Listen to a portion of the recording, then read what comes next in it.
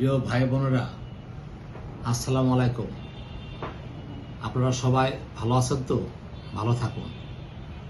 একটি সংবাদ, সতর্কতার সংবাদ, সেটি হচ্ছে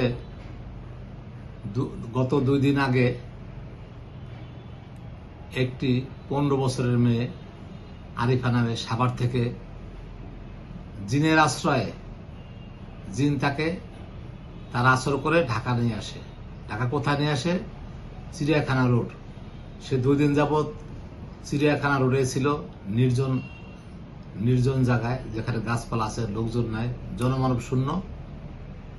সেখান থেকে আমাদের এক যুবদল নেতা, আমাদের এক ভাই খুব মহৎ উদ্যোগে সেই মেয়েটিকে ওখান থেকে উদ্ধার করে কি করে? রাত্র 12টা বাজে। রাত্র 12টা, বুঝতে পেরেছেন? একটা মেয়ে 2 দিন আগে বের হয়েছে সাভার থেকে সে কোথায় এসেছে? চিড়িয়াখানা রোডে এসেছে, শাহআলী থানা। সেখানে তাকে একা থাকা অবস্থায় বিভিন্ন লোকজন তাকে বিভিন্ন ভৎসনা করছিল বা কেউ তিরস্কৃত করছিল। এগুলো পুলিশের চোখে পড়ে এবং যুবদল নেতা সেই ভাইয়ের চোখে পড়ে। সেই ভাই কি করে? পরে তার বাবা আমাকে ফোন দেয়, ফোন দিয়ে বলে যে আপনার মেয়ে 2 দিন আগে থেকে বের হয়েছে, আপনার সাভার থানায় কোনো জিডি করেন নেই, মেয়ের খোঁজ খবর নেই। মেয়েকে বারবার জিজ্ঞেস করার পরও মেয়ের নাম ঠিকানা, বাবার মার নাম বলে না, মোবাইল নাম্বার বলে না। যখন ভাই তার অফিসে এনে পুলিশে ভয় দেখিয়েছে, তখন সে তার বোনের ভাইয়ের নাম্বার দিয়েছে। ভিডিওটি নিউজ 24 একটু পরে দেখাচ্ছি। তা আপনারা সবাই সাবধান থাকুন। টিনের যারা ছেলে মেয়েরা আছে, যারা মোবাইল দেখে, তাদেরকে আস্তে আস্তে মোবাইল দেখা কমাই দেন। মোবাইল দেখা যদি কমাই না দেন, তাহলে কি হবে? আপনারা কাজ করবেন, ভাত খাবেন, নাকি মেয়ে ছেলে পাহারা দিবেন? দেশের অবস্থা কিন্তু এদিক দিয়ে খুব খারাপ হতে যাচ্ছে। কারণ দৈনন্দিন বিভিন্ন ধরনের খবর বের হইতেছে, যা আগে কখন ঘটেনি। একটি মেয়ে বয়স 15 বছর, ক্লাস 9-এ পড়ে, সে কিভাবে 2 দিন আগে চলে এসে সাভার থেকে এবং রাত 12টা তাকে নির্জন এক রাস্তায় তাকে পাওয়া যায়। এটি খুব ভালো লক্ষণ না, এটি খুব খারাপই লক্ষণ।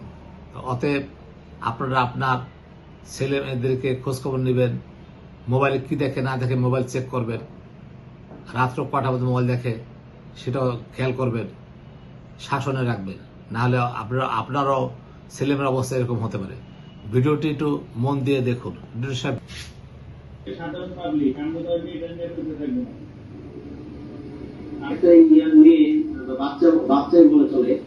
ক্লাস 9-এ পড়ে, আপনি 2 দিন হয়ে গেছে খোঁজ নেন নাই, থানায় জিডি করছেন।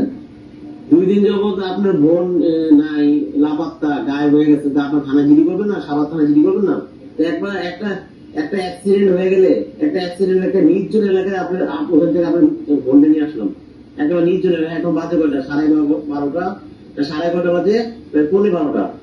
একটা নির্জন এলাকা থেকে নিয়ে আসলাম থানায়। দেখেন এত বড় একটা ঘটনা, আমি যদি থানায় আপনি বোনকে না দিই, এইটার পরবর্তীতে আমার প্রবলেম হয়ে যাবে।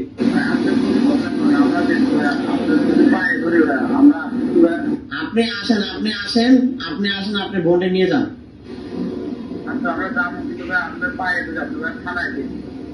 আচ্ছা, আমি আমার নম্বর দিয়ে ফোন দিতেছি, দাঁড়ান। এখন আপনার বোনকে তো থানায় দিতে হবে, কারণ এই মেয়ে কে রাখবে এতক্ষণ?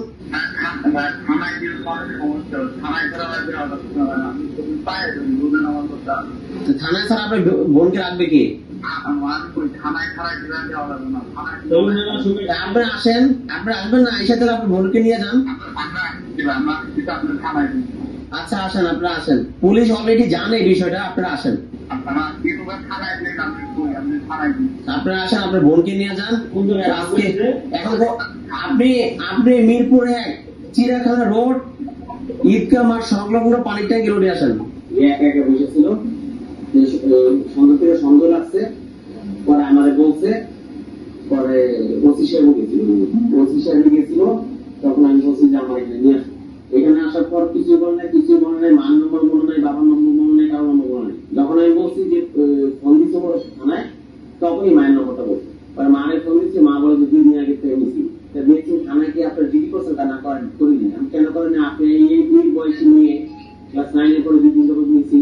তা আপনি থানা অবগত করেন নাই স্বাভাবিক মেয়ে একটা স্যার আন্ডারে 16 বছর বয়স বাড়ি থেকে চলে আসলো আর সে ঘোরাঘুরি করতেছিল। বাবা মায়ের নাম বলে না, ওর মায়ের নাম বলছে, নাম্বার বলছে, ওরা আসতেছে। এবং কিছু নিয়ে যাবো ওনাকে নিয়ে এসে স্যার আমার ইয়েতে রাখতে দিয়ে স্যার এই সরকারি আশ্রয় কেন্দ্রে ওনার আমার নিয়ে যাবে সমস্যা কি, আমার কি পাঠাবো ওনাকে। ভাই আরিফা কে হয়? আরিফা বোন হয়। আপনি আসেন কোথায় এখন? আচ্ছা, আপনি আসবেন কখন? কতক্ষণ সময় লাগবে আপনার? আচ্ছা ঠিক আছে, আপনি সাড়ে থানায় আসেন।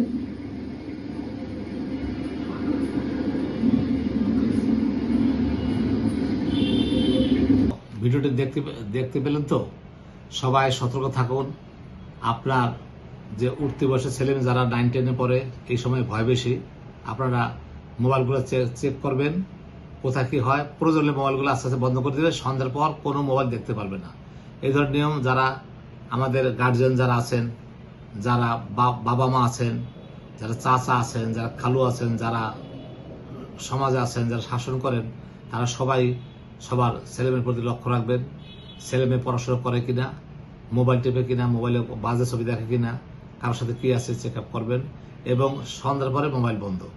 এটি করতে পারলে আপনাদের সব সমস্যার সমাধান হবে। না হলে সবার অবস্থা কিন্তু একই রকম হবে। আমি সৈয়দ মাহবুব রহমান, মুন্সিগঞ্জ থেকে। আল্লাহ হাফেজ।